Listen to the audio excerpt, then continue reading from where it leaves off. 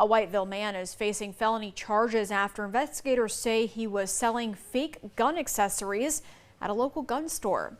John McPherson III is charged with criminal use of counterfeit trademark and several counts of fraud. He waived his right to counsel during a court appearance on Wednesday. McPherson was released on a $5,000 secured